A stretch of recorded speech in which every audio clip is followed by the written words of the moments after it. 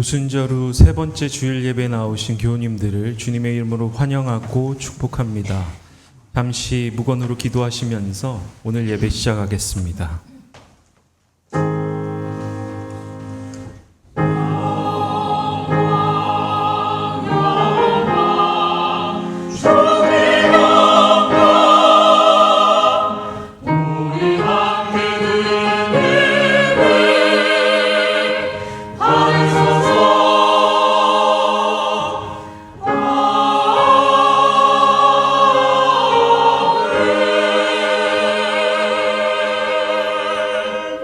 오라 우리가 여호와께로 돌아가자. 여호와께서 우리를 찢으셨으나 도로 낫게 하실 것이요 우리를 치셨으나 싸매어 주실 것임이라. 여호와께서 이틀 후에 우리를 살리시며 셋째 날에 우리를 일으키시리니 우리가 그의 앞에서 살리라. 아멘.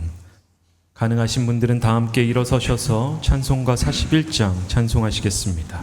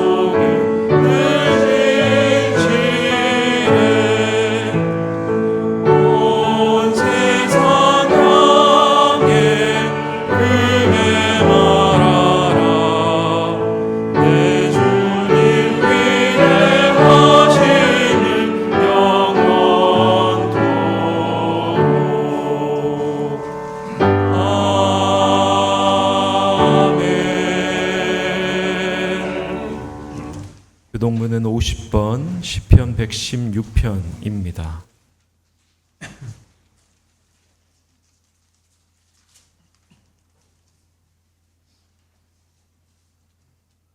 여호와께서 내 음성과 내 간구를 들으심으로 내가 그를 사랑하는도다. 그의 귀를 내게 기울이셨으므로 내가 평생에 기도하리로다. 사망의 줄이 나를 두르고 수월의 고통이 내게 이름으로 내가 환난과 슬픔을 만났을 때에 내가 여호와의 이름으로 기도하기를 여호와여 주의 구하오니 내 영혼을 건지소서 하리로다. 여호와는 은혜로우시며 의로우시며 우리 하나님은 긍휼이 많으시도다. 여호와께서는 순전한 자를 지키시나니 내가 어려울 때에 나를 구원하셨도다. 내 영혼아 내 평안함으로 돌아갈지어다. 여호와께서 너를 후대하심이로다. 주께서 내 영혼을 사랑하셔서 내 눈을 눈물에서 내 발을 넘어뜨려서 건지셨나이다. 내게 주신 모든 은혜를 내가 여호와께 무엇으로 보답할까? 내가 구원의 잔을 들고 여호와의 이름을 여호와의 모든 백성 앞에서 나는 나의 서원을 여호와께 갚으리로다.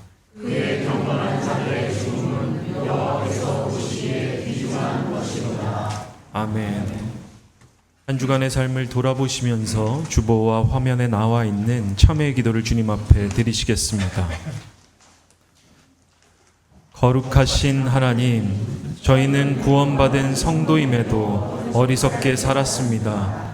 지혜가 길거리에서 부르며 진리가 광장에서 소리를 높이고 있음에도 지금까지 마음의 욕심에 이끌려 살았습니다.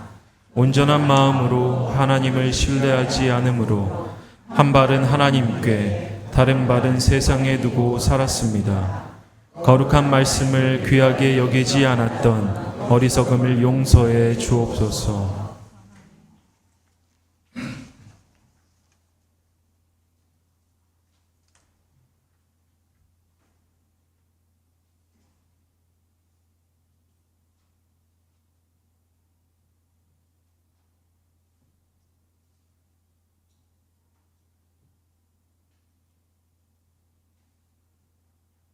전능하신 하나님께서 우리를 사랑하셔서 우리 주 예수 그리스도를 통하여 모든 죄를 용서하시고 성령을 통하여 선하게 살 힘을 주십니다.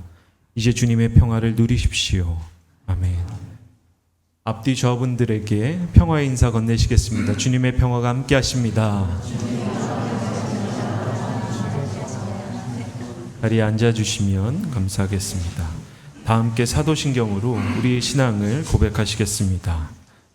나는 전능하신 아버지 하나님, 천지의 창조주를 믿습니다. 나는 그의 유일하신 아들, 우리 주 예수 그리스도를 믿습니다. 그는 성령으로 잉태되어 동정녀 마리아에게서 나시고 본디오 빌라도에게 고난을 받아 십자가에 못 박혀 죽으시고 장사된 지 사흘 만에 죽은 자 가운데서 다시 살아나셨으며 하늘에 오르시어 전능하신 아버지 하나님 우편에 앉아 계시다가 거기로부터 살아있는 자와 죽은 자를 심판하러 오십니다. 나는 성령을 믿으며 거룩한 공교회와 성도의 교제와 죄를 용서받는 것과 몸의 부활과 영생을 믿습니다. 아멘.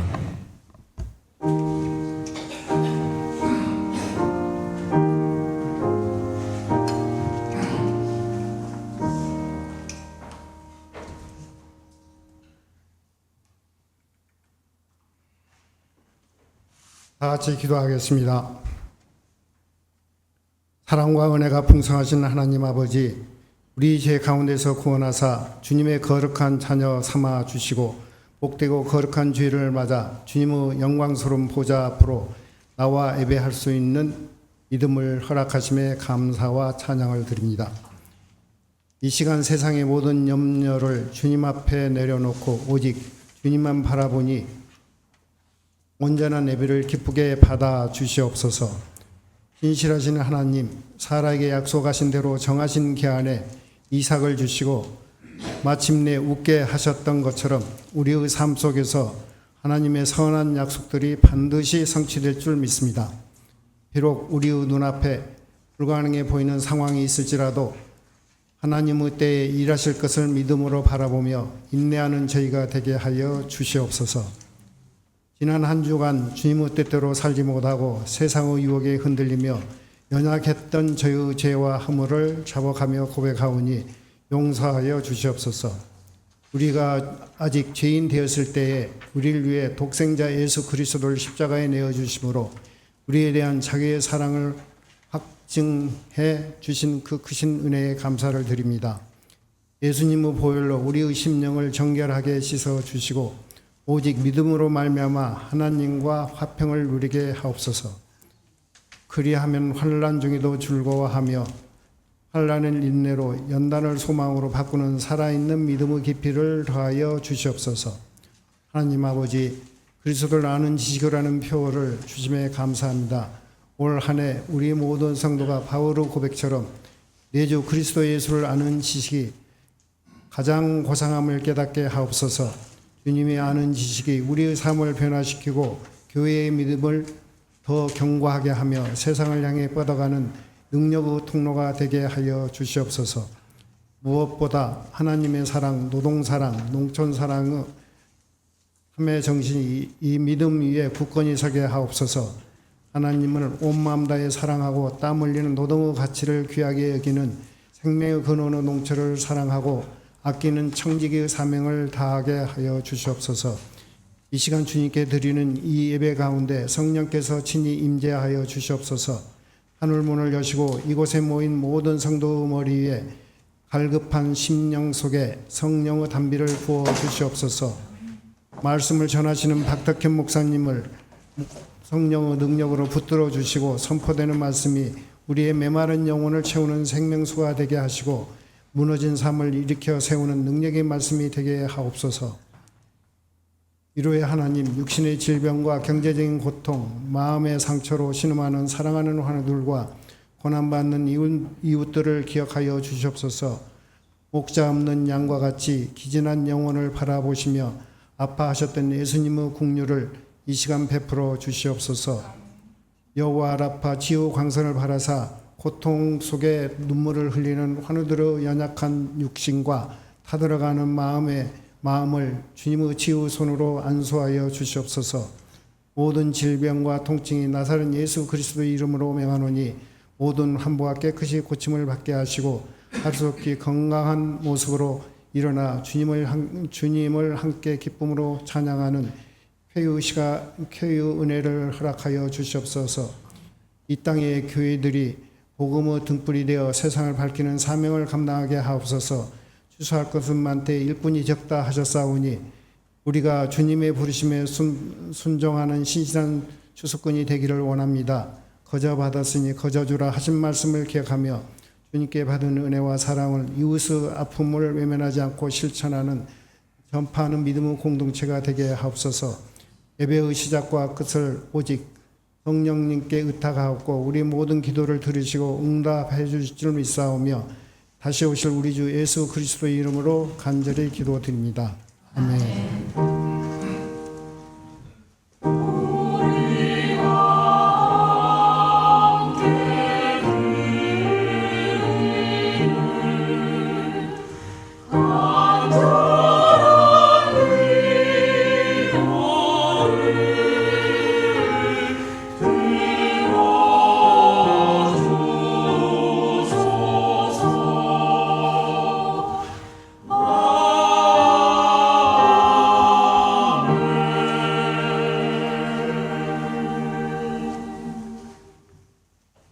오늘 우리에게 주시는 하나님의 말씀입니다.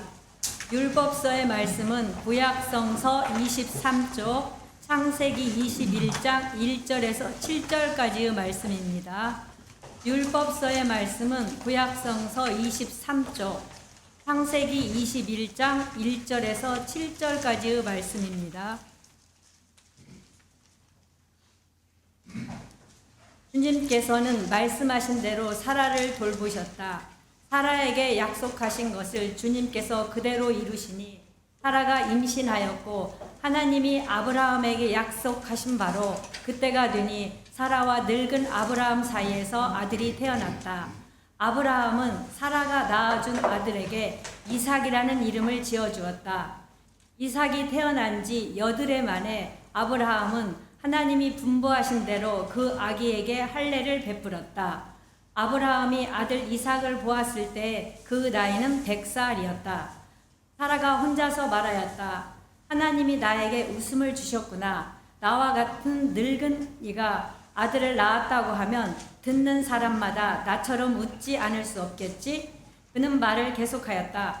사라가 자식들에게 젖을 물리게 될 것이라고 누가 아브라함에게 말할 엄두를 내었으랴. 그러나 내가 지금 늙은 아브라함에게 아들을 낳아주지 않았는가.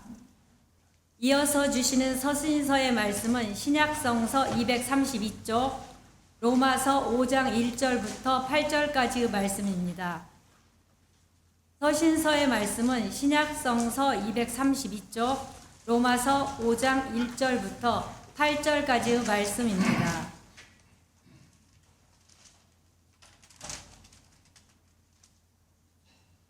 그러므로 우리는 믿음으로 의롭다 하심을 받았으므로 우리 주 예수 그리스도로 말미암아 하나님과 더불어 평화를 누리고 있습니다.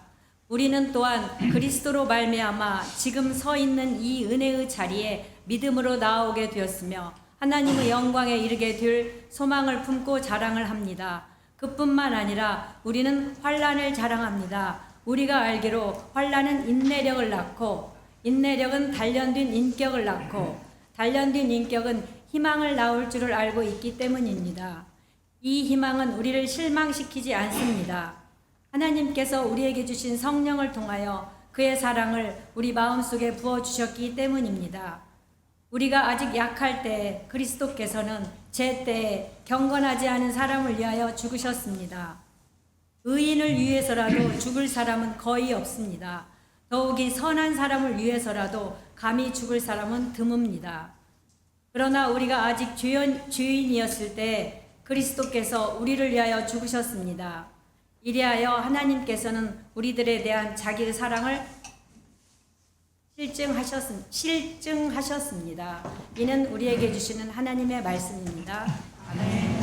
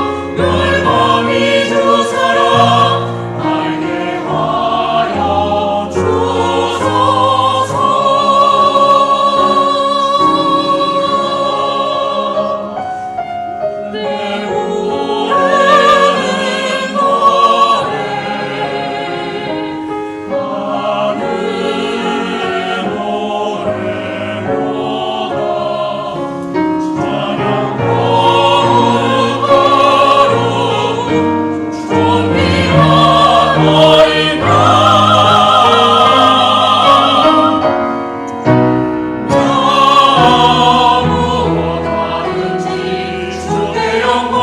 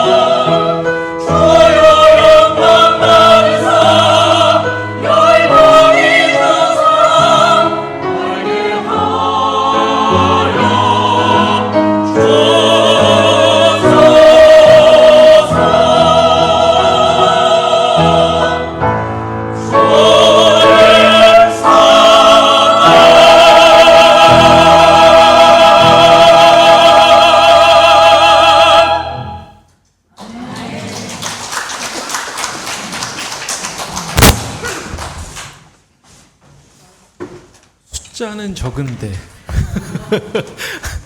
들을 때마다 놀라운 게 귀한 찬양에 감사드립니다.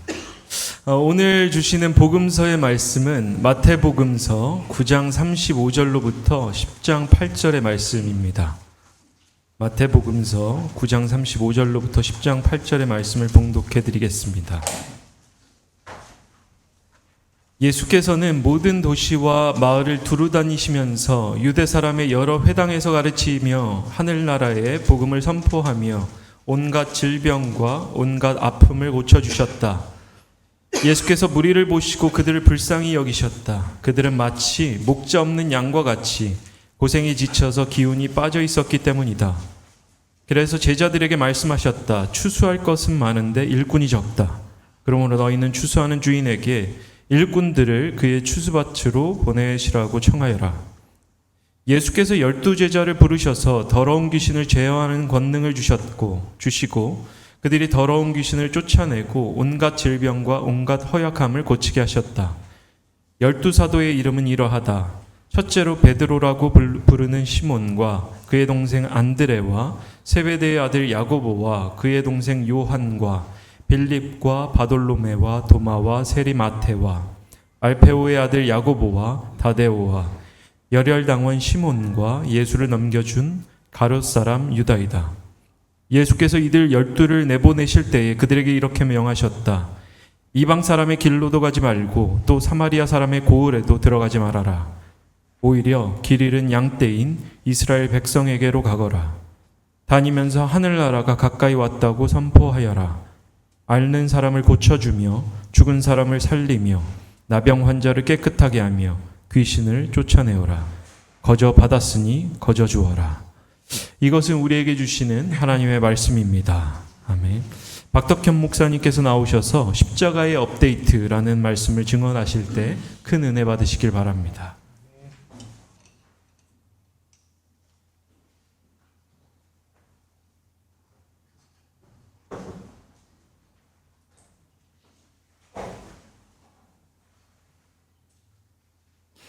네, 우리 다 함께 앞뒤 좌우의 분들과 함께 인사하시겠습니다. 사랑에도 업데이트가 필요합니다. 우리 인사하시겠습니다. 사랑에도 업데이트가 필요합니다. 사랑에도 업데이트가 필요합니다. 네.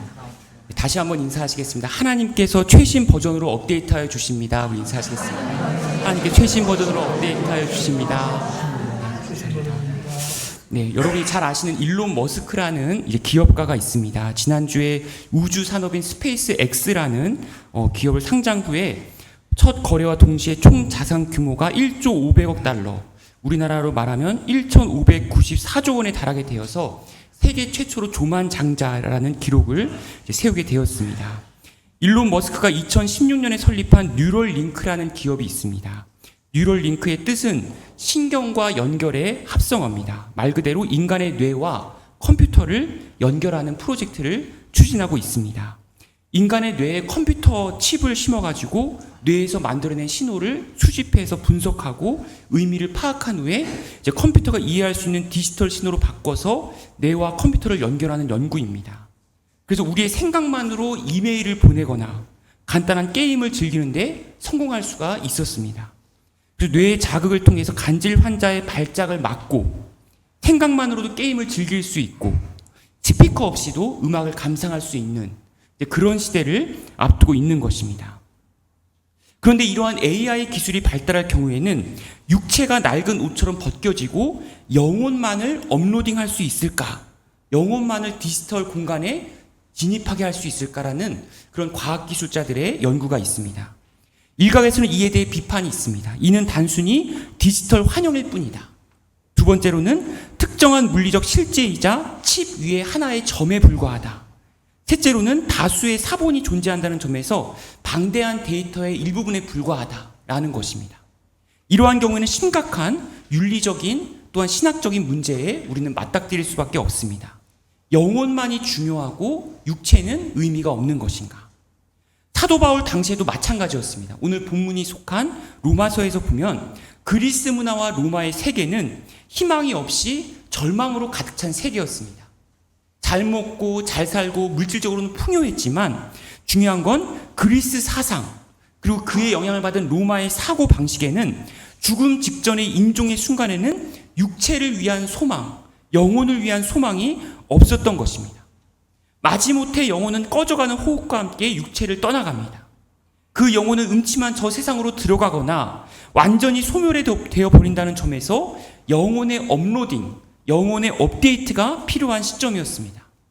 여러분이 컴퓨터나 스마트폰을 사용하시면 아시겠지만 업데이트를 해야 된다는 메시지를 받을 때가 많이 있습니다. 바쁜 일상에서 귀찮아 여겨집니다. 하지만 이 업데이트를 하여야만 그 기기를 오래 사용할 수가 있는 것입니다. 그래서 오늘 로마서 본문을 통해서 오늘날 AI와 같이 한시적인 데이터로서 인간을 다루는 것이 아니라 하나의 코드로서 인간을 다루는 것이 아니라 하나님의 형상이자 하나님의 영광에 이르게 하는 하나님의 의로우심을 통해 여러분의 영혼을 업데이트하는 귀한 은혜의 시간 될 수 있기를 간절히 소망합니다. 이와 관련해서 로마서를 기록한 배경을 잠깐 살펴보면 당시 초대교회의 복음 전도를 했던 공간은 바로 대부분 회당에 집중되어 있었습니다. 회당에서는 유대교회에 대해 매력을 느낀 이방인들이 회당 집회에 스스로 가입하면서 이방인들이 끊임없이 회당 속으로 지속적으로 들어오는 그런 현실 속에 있었습니다. 그래서 점점점 이방인들이 많아져서 유대인들보다 이방인들의 숫자가 다수가 되었던 그런 현실 속에서 사도 바울은 유대 회당 안에서 유대인들과 이방인들 사이의 긴장 관계를 명확히 알고 있었습니다. 그래서 이러한 현실 속에서 사도 바울은 로마서를 통해서 유대인들에게도 이방인들에게도 똑같이 동일하게 적용되는 예수 그리스도의 복음에 대해서 설명할 필요가 있었던 것입니다. 이때 바울은 로마서 서신을 통해서 믿음의 조상들과 언약을 맺으신 하나님의 진실하심과 그 신실하심이 하나님을 찬양하는 모든 나라와 모든 민족들을 위한 것이라는 것을 강조하고 있습니다.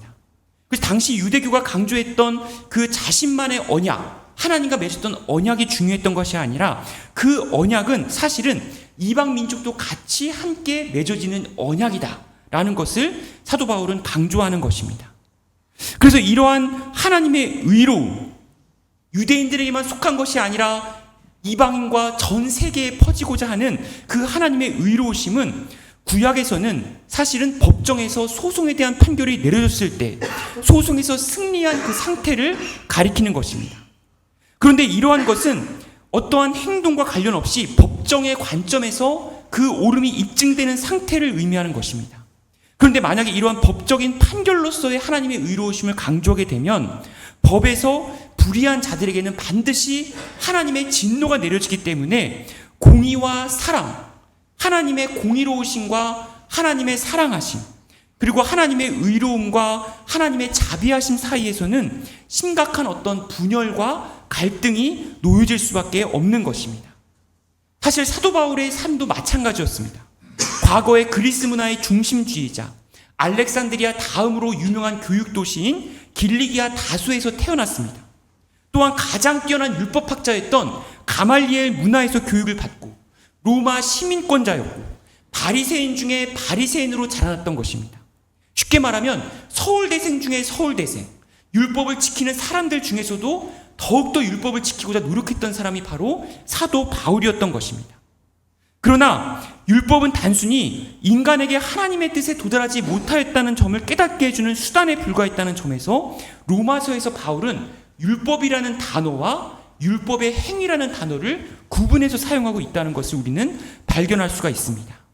우리가 미디어를 통해서 우리가 뉴스를 통해서 접하게 되는 살인이나 범죄의 사실을 접할 때에 국립과학수사연구원에서는 닿으면 남는다라는 명제가 있습니다. 반드시 그 사람이 접촉하게 되면 흔적을 남길 수밖에 없다는 것입니다. 피 한 방울이나 담배 자국이나 사람의 침에서도 유전자를 추출하면서 생체 정보까지 파악 가능해지기 때문에 완전 범죄는 사실상 불가능합니다. 이처럼 무엇인가에 닿으면 남는 것이 있는 것처럼 사도 바울 역시 그 사람의 일대기에서 다메섹 도상에서 예수님을 만남으로 인해서 주님과의 만남을 통해서 영적인 접촉을 통해서 그분의 예수 그리스도의 인격과 성품의 흔적, 십자가의 흔적을 남기는 것을 우리는 확인할 수가 있습니다. 사도 바울은 사도행전 9장 1절에 위협과 살기를 가지고 그리스도인들을 박해하는 일에 앞장서서 결박하여서 예루살렘의 그리스도인들을 잡아오려고 하였습니다. 그런데 다메섹에서 이르러 밝은 빛이 그에게 비추면서 네가 어찌하여 나를 핍박하느냐라고 주님의 음성을 듣게 되는 것입니다. 하나님의 말씀에 접촉하면 그 접촉의 흔적이 십자가의 흔적이 남는 것처럼 우리에게 새로운 마음을 주어서 자신의 존재 전체를 쏟아서 하나님을 사랑하게끔 하는 그 십자가의 흔적을 여러분도 가지시기를 간절히 소망합니다. 이처럼 그리스도와의 접촉을 통해 십자가의 흔적을 가진 바울이 본래는 원래 유대인이었고 바리새인 중에 바리새인이었다는 배경은 그의 전 서신을 통해서 계속되는 긴장관계로 남아 있습니다. 한쪽에서는 율법적인 측면, 한쪽에서는 하나님의 사랑, 그 밀고 당기는 그 밧줄의 역할을 수행하면서 더욱더 하나님의 의로우심이 어떤 것인가를 밝혀내고 있는 것입니다. 그분과의 영적인 접촉을 통해서 자신의 인격과 성품 속에서 그 흔적으로 남는 오직 예수 그리스도의 십자가의 흔적만을 드러내고 있는 것을 우리는 잘 알고 있습니다. 그래서 로마서 5장 1절에서 11절까지에 보면 인류 역사에서 불순종의 행위와 순종의 행위를 구분하고 있습니다. 로마서 1장부터 3장까지는 죄의 지배, 그리고 3장부터 5장 오늘 본문까지는 은혜의 지배로 구분하고 있는 것을 우리는 알 수가 있습니다. 이 과정에서 이스라엘이 예수 그리스도의 십자가의 복음에 왜 순종하지 않는가, 왜 율법만을 고집하고 자신의 언약만을 고집하는가에 대한 딜레마에 대해서 사도 바울은 처음부터 끝까지 피조물과 창조를 위한 하나님의 놀라운 그 목적, 구원의 목적만을 강조하고 있습니다. 로마서 5장 1절에 또 11절에 21절에 반복되는 등장은 바로 우리 주 예수 그리스도로 말미암아라는 단어입니다. 하나님과 인류 사이의 죄로 인해 막혀진 담을 무너뜨리는 그 화평의 중재자로서의 예수 그리스도만을 드러내게 하는 것입니다. 그래서 예수님께서 확증하신 사랑이 유대인과의 언약만이 아니라 유대인을 넘어서서 이방인들에게 여성과 고아와 과부와 노예들에게까지 그 예수 그리스도의 사랑이 확증함으로 말미암아 그들의 사랑이 이슬로 전해져서 나중에는 어떻게 됩니까? 로마라는 거대한 나라가 하나님을 믿는 예수 그리스도를 믿는 기독교로 국교로 공인하는 나라가 변화되는 것입니다. 그래서 이러한 구원 역사가 가능해진 이유는 로마서 5장 10절에 그 아들의 죽으심에 있습니다. 예수 그리스도의 죽으심은 바로 그 죽으심을 통해서 하나님의 사랑의 행위를 드러내는 것입니다. 그리스도를 통한 하나님의 겪으시는 고난은 하나님의 은혜를 부정하거나 방해하는 것이 아니라 그 은혜가 하나님의 위대한 능력 안에서 경험되어지기 위한 필수적인 조건인 것입니다. 제가 작년에 잠깐 부임했을 때 소개드린 예화 중에 소금 인형이라는 이야기가 있습니다. 소금으로 만들어진 인형이 어느 날 자신이 누구인지 궁금하기 때문에 정처 없이 자신의 태어난 곳을 찾아서 무작정 여행을 떠납니다. 바위에게도 물어보고 나무에게도 물어보고 해에게도 바람에게도 물어보지만 나중에는 이제 파도가 넘실거리는 파도에게 내가 누구인지를 물어보고 있습니다. 바다야, 너는 내가 누구인지 아니? 그러자 바다는 이렇게 대답합니다. 말로 설명하기는 곤란해. 직접 네가 내 안에 들어와 보면 알 수가 있어. 바다에 닿은 즉시 자신의 형체가 점점점 없어집니다. 소금 인형은 두 발을 잃고 몸을 잃고 두 손을 잃고 점점점 없어지면서 이제 마지막 그 하나의 그 알갱이, 소금 알갱이로 되면서 이제는 깨닫습니다. 아, 이제 알겠구나. 내가 바로 바다였어. 바다에 자신의 온몸이 녹아져 들어가는 것입니다. 이처럼 소금 인형이 바다에서 마지막 남은 알갱이까지 녹아지는 것, 그것이 바로 우리가 예수 그리스도 안에 있다는 것입니다. 예수 그리스도의 그 사랑 안에 완전히 녹아질 때 비로소 우리는 예수 그리스도와 하나가 되는 것입니다. 제가 이 이야기를 제가 주중에 제가 강의하는 그 학생들한테 전했던 적이 있습니다. 사례를 전해주면서 소금 인형처럼 우리는 되어야 된다라고 말을 했더니 어떤 학생이 손을 들면서 똑똑한 학생이었습니다. 교수님, 아니, 목사님 그러면서 하는 말이 아니 어떻게 알갱이가 되는데 자신을 어떻게 깨닫게 되죠? 화학 성분이 어떻게 되나요? 물리 성분이 어떻게 되나요? 그 알갱이가 어떻게 자기 자신을 인식할 수 있나 하면서 과학적으로 저한테 꼬치꼬치 캐묻는 것입니다. 그래서 대답을 못했는데 그 옆에 있었던 연세 드신 나이 많으신 학생이 그걸 은혜로 받아들여야지 어떻게 과학적으로 받아들이냐고 막 화를 내면서 서로 막 30분 동안 치열하게 싸우는 것입니다. 그래서 제가 애를 먹은 적이 있는데 은혜로 받아들이시기 바랍니다. 아멘. 예수 그리스도 안에 있다는 것은 소금 인형처럼 자신이 완전하게 예수 그리스도의 사랑 가운데 녹아지는 것을 의미하는 것입니다. 특별히 본문 1절에 등장하는 하나님과의 평화가 있습니다. 하나님과의 평화. 이것은 단순히 세상에서 비참하고 불행한 상태에서 추구하는 마음의 평화를 원하는 것이 아닙니다. 세상에서 술을 마시고 쾌락에 빠지거나 어떤 종교에 심취해서 마음의 평화를 얻기 위해 안간힘을 쓰고 있지만 그런 평화를 의미하는 것이 아닙니다. 빌립보서 4장 6절에 7절 사도 바울이 강조하였듯이 모든 지각에 뛰어나신 하나님의 평강이 그리스도 예수 안에서 너희 마음과 생각을 지키시리라 할 때 그 하나님의 평강과는 또 다른 차원의 평화인 것입니다. 마틴 로이드 존스 목사님께서는 이것을 구분하여 설명하고 있습니다. 단순히 우리가 구하고자 하는 하나님의 평화와 하나님과의 평화는 다른 것이라는 것입니다. 먼저 우리와 하나님 사이의 관계에서의 평화가 있어야지만 하나님의 평화가 우리의 마음속에 일어난다는 것입니다. 우리가 하나님과의 관계에서부터 평화를 누려야지만 그래야지만 하나님의 평화가 우리의 마음속에 임할 수가 있다는 것입니다. 그런데 우리는 저 역시 포함해서 마찬가지이지만 먼저 우리는 하나님의 평화를 구할 때가 많이 있습니다. 우리의 삶이 어떠했든지 간에 우리의 일상이 어떠했든지 간에 하나님과의 평화가 중요한데 우리는 먼저 하나님의 평화, 우리의 안식, 우리의 쉼, 우리의 평안을 먼저 구할 때가 많이 있는 것입니다. 우리는 누구나 하나님과 원수되게 하였던 죄로 인해서 영적으로 어두워져서 모든 것이 잘 되어진다고 생각할 때가 많이 있습니다. 그것이 하나님을 기쁘게 한다고 믿고 있을 때가 많습니다. 우리 스스로 만들어낸 하나님을 통해서 우리 자신의 사상을 투영해서 자기 만족에 빠질 때가 너무나 많이 있습니다. 신앙이 그러나 올바른 방향을 가진다면 마틴 로이드 존스 목사님처럼 나침반과 같이 언제나 북극을 가리키는 나침반이 다른 잘못된 방향으로 가리킨더라도 언젠가는 다시 하나님과의 관계로 하나님과의 평화로 존재가 회복되어질 줄로 믿습니다. 이처럼 우리에게 진정으로 필요한 것은 하나님의 평화가 아니라 하나님과의 평화입니다.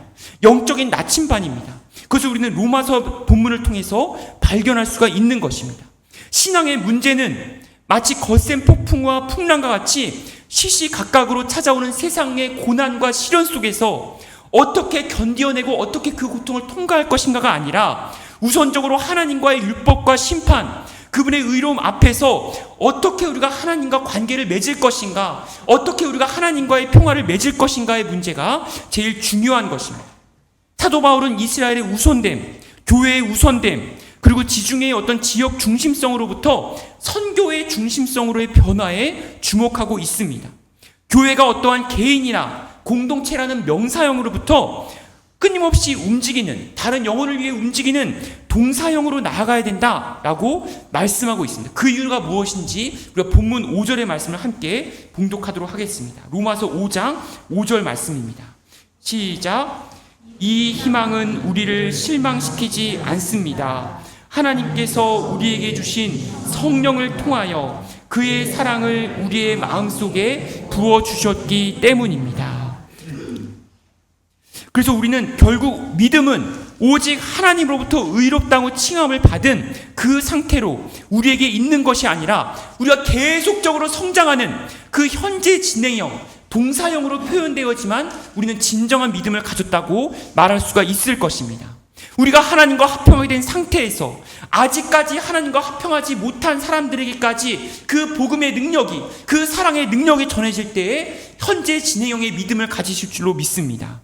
이처럼 우리가 숨이 끊어지기 전까지 우리가 날마다 그리스도의 복음을 통해서 하나님께 나아가는 것이 바로 하나님과 평화를 누리는 상태의 진정한 믿음일 줄로 믿습니다. 세계 최대의 호텔 기업을 건설한 힐튼이라는 사람이 있습니다. 여러분 힐튼 호텔이라고 들어보셨나요? 힐튼 호텔. 네, 저는 가보지 않았지만 네, 가보신 분도 있을 것입니다. 그 힐튼 호텔을 창시한 콘레드 힐튼이라는 사람이 있습니다. 미국을 비롯해서 여러 나라의 3,600개의 숙박시설을 거느리는 호텔의 황제라고 불리워지는 사람입니다. 근데 이 사람은 이 자리에 오르기까지 호텔에서 투숙객의 짐을 운반하고 객실을 안내하고 심부름을 하는 벨보이에서부터 시작하였습니다. 그의 성공 비결은 간단합니다. 바로 따뜻한 접대였습니다. 따뜻한 인사였고 따뜻한 환영이었습니다. 그래서 힐튼은 종업원들에게 이렇게 교육을 시킨다고 합니다. 만약에 그 종업원들이 그 실내에 있는 객실이 꽉 찼다 하더라도, 만석이었다 하더라도 절대로 그냥 돌려보내지 말라고 합니다. 그 고객들에게 다른 호텔, 자신과 경쟁하고 있는 호텔, 그 호텔에는 자리가 비었기 때문에 그 자리의 호텔로 안내해 준다고 합니다. 왜 그럴까요? 바로 자신이 벨보이에서부터 고생하였던 그 고생하였을 때 고객이 어떠한 피로를 느끼는지, 어떠한 만족감을 느끼는지를 알았기 때문에 그 고객 중심의 경영을 하였기 때문에 끝까지 자신의 호텔이 꽉 찼다 하더라도 다른 호텔로 안내해 주면서 자신의 고객을 삼았던 것을 알 수가 있습니다. 우리도 마찬가지입니다. 우리가 하나님과의 평화를 누림으로 나의 만족감으로 그치는 것이 아니라 믿지 않는 사람에게까지 그 평화를 전달하고 그 사랑을 전달하는 현재 진행형으로 살아갈 때에 하나님께 기뻐하시는 믿음으로 살아갈 줄로 믿습니다. 어떤 사람이 예수 그리스도를 잘 믿는 성도님께서 직장과 재산과 아내와 가정을 모두 잃었습니다. 그는 그 자신에 대해서 왜 이러한 일이 발생했는지 그 이유를 도무지 알 수 없었지만 예수 그리스도를 믿는 신앙에 굳게 붙잡혔습니다. 매달렸습니다. 하루는 길을 걷다가 큰 교회에서 돌을 세공하는 그런 석공을 보았습니다. 석공은 삼각형 형태의 돌에 열심히 끌질을 하고 있었습니다. 성도님께서는 그것으로 무엇을 하고 있습니까? 물었습니다. 그러자 석공은 일을 멈추고 나서 이렇게 말했습니다. 그 계단 꼭대기에 있는, 그 교회 높은 꼭대기에 있는 작은 구멍을 가리키면서 저기 나선 계단 꼭대기에 위치한 작은 구멍에 맞게 하려고 지금 이것을 만들고 있습니다. 이러한 석공의 말을 들은 성도님은 깊은 깨달음을 가지게 되었습니다. 하나님께서 나에게 시련을 주셨지만 이 땅 가운데 시련을 통해서 그 천국에 꼭 맞는, 그 천국의 구멍에 꼭 맞는 것으로 나를 지금 빚어내어 주고 계시는구나 라고 깨달으면서 눈물을 흘리면서 돌아갔다고 하는 것입니다. 우리에게 지금 겪어지고 있는 환난과 고난과 시련, 하지만 이것을 통해서 하나님께서는 하나님 나라에 꼭 맞는 여러분을 빚어내어 주실 줄로 믿습니다. 이러한 사도 바울의 믿음을 본받아서 AI를 비롯한 첨단 과학기술을 통해서 우리의 뇌를 인공지능에 업로드하는 것이 아니라 우리 각자의 마음에 예수 그리스도의 십자가의 사랑을 업로드하고 업데이트하여서 예수 그리스도의 몸된 교회로서 이웃과 직장과 국가와 민족을 새롭게 바라볼 수 있고 이를 하나님 나라의 뜻대로 변화시킬 수 있는 힘을 가지게 된다는 걸 믿으면서 다 함께 주신 말씀을 가지고 침묵으로 기도하시겠습니다.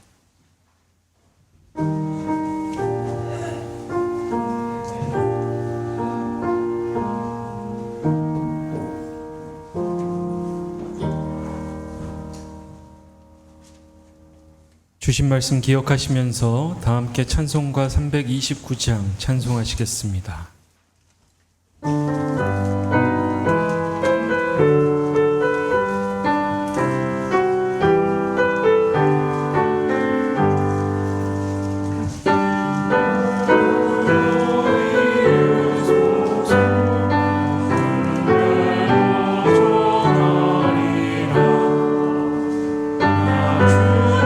주님의 뜻을 따라 내리는 영광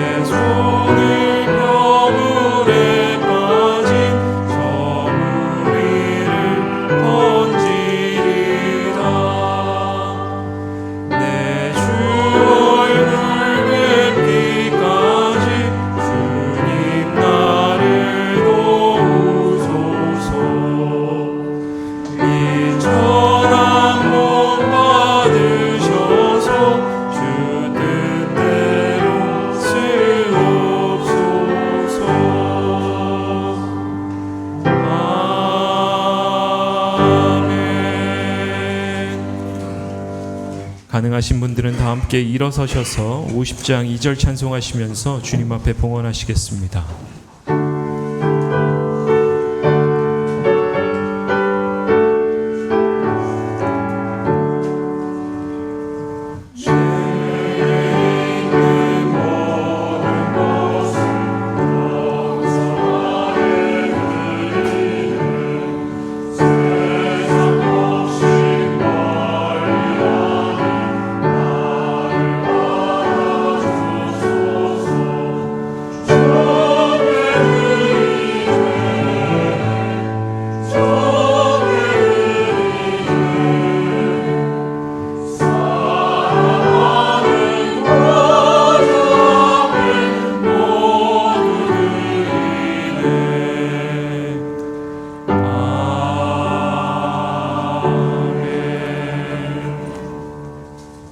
우리와 동행하시는 하나님, 오늘 주님 전에 나와 주님의 말씀을 듣게 하시고 우리가 이 세상의 이해와 그 논리를 따라 살아가는 것이 아니라 하나님께서 우리 삶에 주신 그 모든 모양들을 통하여서 주님 원하시는 그 모습대로 빚어가고 계심을 바라볼 수 있도록 인도하여 주시니 감사드립니다. 오늘 주신 그 말씀을 쫓아서 우리가 날마다 주님의 말씀에 순종하고 우리의 생각과 뜻과 맞지 않더라도 주님 뜻에 부합한 삶을 살아갈 수 있도록 주의 성령의 능력으로 우리의 마음과 생각을 새롭게 하여 주시옵소서.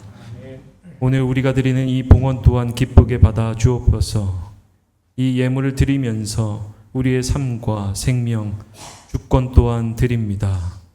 날마다 주님의 동행하심과 인도하심을 기억하게 하시고 주님을 본받아서 우리의 삶이 교회의 울타리를 넘어서 소외되고 억눌린 이웃을 섬기는 삶이 될 수 있도록 인도하여 주옵소서. 주님, 러시아와 우크라이나 전쟁, 이스라엘과 이란 전쟁을 봅니다. 언제까지 이러한 참상을 내버려 두시겠습니까? 하나님의 평화가 이 땅 가운데 임하게 하소서. 전쟁으로 인해 사랑하는 이들을 잃은 이들의 아픔과 슬픔을 우리로 하여금 채울하게 하시고 우리가 초래한 생태 위기로 인해 고통받는 당신의 피조물들을 돌보는 믿음과 책임 또한 우리에게 허락하여 주옵소서. 삼위교회와 교우님 한 분 한 분을 주님 손에 맡깁니다. 육신의 연약함과 마음의 무거움 가운데 있는 이들, 가정과 자녀를 위해 눈물로 기도하는 이들, 인생의 갈림길에서 주님의 도우심과 섭리만을 구하며 기다리고 있는 이들, 이 모든 이들을 주님의 손에 맡겨드리오니 주님 우리의 간구를 들으시고 우리의 삶을 주님의 뜻대로 인도하여 주옵소서. 주님의 위로와 평안, 복된 인도하심이 우리 교우님 한 분 한 분과 그 가정 가운데 충만하게 임재하여 주옵소서. 이 외에 그 모든 기도를 주님 앞에 의탁하며 우리 주님 예수님의 이름으로 함께 기도했습니다. 아멘. 자리에 앉아주시면 감사하겠습니다. 앞뒤 좌우분들과 함께 성도의 교제 시간 갖겠습니다. 한 주 동안 평안하셨습니까?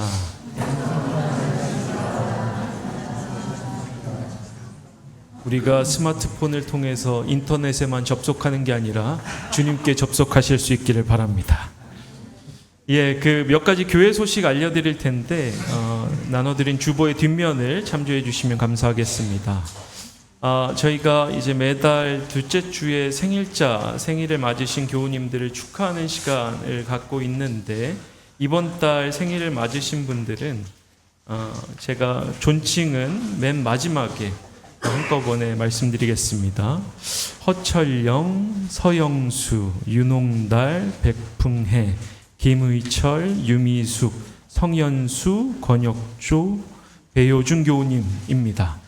잠깐 손을 들어서 표해 주시면 저희가 선물을 전달해 드리도록 하겠습니다. 박수로 함께 축하해 주시면 좋겠습니다. 허철영, 서영수, 윤홍달, 백풍혜, 김의철, 유미숙, 성현수, 권혁조, 배효준 교우님입니다. 이번 달은 생일자분들이 모두 참석을 하신 것 같은데 좋습니다. 교회를 대신해 진심으로 생신을 축하드립니다. 그리고 저희가 오늘 예배 이후에 교역자들은 저를 포함한 저희 교역자들은 12시 한 반 정도에 출발해서 근처에서 하반기 교회 사역을 위한 회의를 가지려고 합니다. 그래서 혹시라도 궁금하신 점이나 뭐 요청하실 부분들이 있다면 12시 30분까지 말씀을 해주셔도 좋고 그 이후에는 전화를 주시면 저희가 받고 응답할 수 있도록 하겠습니다. 그래서 12시 반부터는 교역자들은 잠시 교회를 비우게 된다라는 거. 근데 궁금하신 점이나 요청하실 부분이 있다면 전화나 아니면 대면으로 말씀해 주시면 감사하겠습니다. 더불어서 이성 목사님과 우리 백풍혜 권사님, 교우님께서 이번 주 특식으로 섬겨주셨습니다. 교회를 대신해 감사하다는 말씀을 드립니다. 저희가 오늘 예배 이후에는 구역별로 모임이 있고요. 다음 주에는 구역장 모임이 있습니다. 참고해 주시면 감사하겠습니다. 그 외의 광고들은 주보를 참조해 주시고 가능하신 분들은 다 함께 일어서셔서 주기도문으로 찬송하신 이후에 축도로 예배를 마치겠습니다.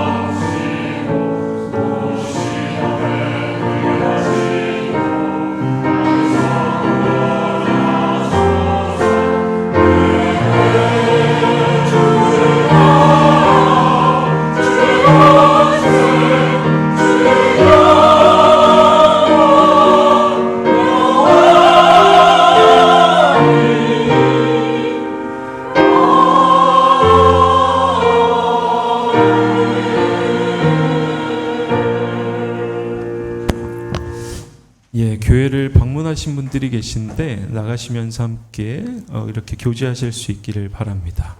축도하겠습니다. 이제는 우리 주 예수 그리스도의 은혜와 하나님의 극진하신 사랑과 성령의 교통하시고 충만케 하시고 마음을 정결케 하시고 우리 한 사람 한 사람은 죽고 그리스도로 살게 하시는 그 역사가 이 자리 가운데 모인 우리 모두와 마음은 원이지만 여러 가지 상황들로 온라인으로 접속해 계시는 우리 교우님들 가운데 그 가정 위에 이제로부터 영원까지 함께하여 주시기를 간절히 축원하옵나이다. 아멘.